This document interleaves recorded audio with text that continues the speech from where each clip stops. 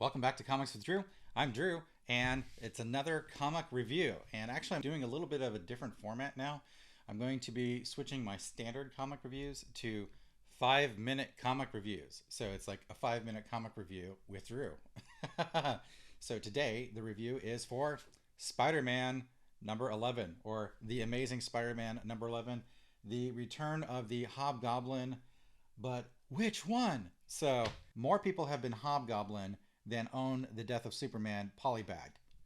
Quick summary: Hobgoblin returns. He shows up in Ned Leeds' house, kidnaps Ned Leeds' baby, and then we have Peter Parker working at Oscorp, and then we have Peter Parker dressing up as Spider-Man to go out with Black Cat to ask her on a date. Then we have Ned Leeds show up at Peter Parker's apartment saying that he has evidence that Norman Osborn has been working with Roderick Kingsley, and since Peter's now working for Norman Osborn, Ned is very upset about that, and he thinks that Peter Parker, being an investigative journalist himself, should help him work together to, expose Norman Osborn. So after that, Peter Parker decides that he's going to confront Norm Osborn, and then Norm says, "Hey man, I'm still the good guy. Remember, like the last 10 issues, I've been a good guy again. So what I'm doing is I'm giving Roderick's companies back to him, and we're all good, right?" So Peter's like, "Well, he's the Hobgoblin. He's been the Hobgoblin before, so you need to let me show up there and tell me what day it's going to be." So Norm gives him the wrong day and then shows up early, and Roderick has a bunch of different goons with him, and he's ready to go fight Norman Osborn,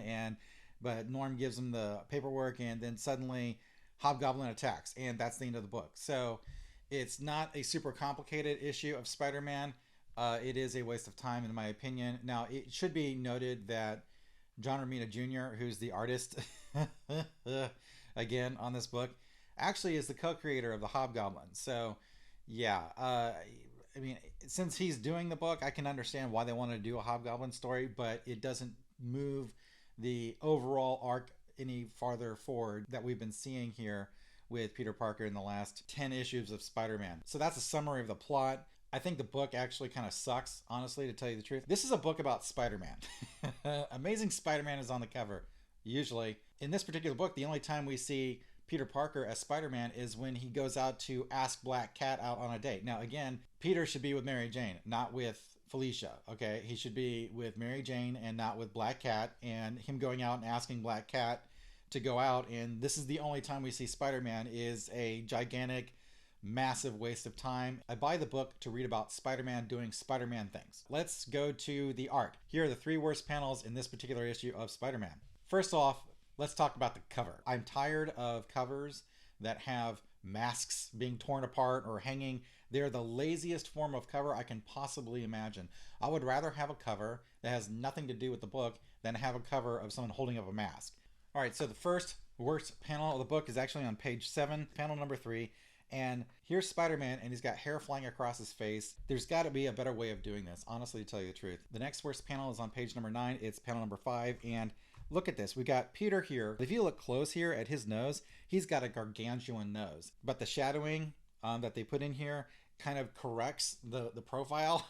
That's another one of the worst panels of the book. But for me, the absolute worst panel of the entire book, it's the second panel of page 17. And look at these guys. It doesn't look like Kingsley's actually hired muscle. What he's done is he's hired some dwarves from Middle Earth. As far as best panels are concerned, it's this panel here. It's the last panel on the last page. Do you know why it's the best panel of the book? Yes, you're right. It's because it's over. That means the book is over. So that's the best panel of The Amazing Spider-Man number 11. And now for your panel of Zen. Look at these 2 panels here. So Peter's approaching his apartment, and his door is there, and then he's closer to his door, and his door has changed proportions. How can this happen? They're this is done with a ruler.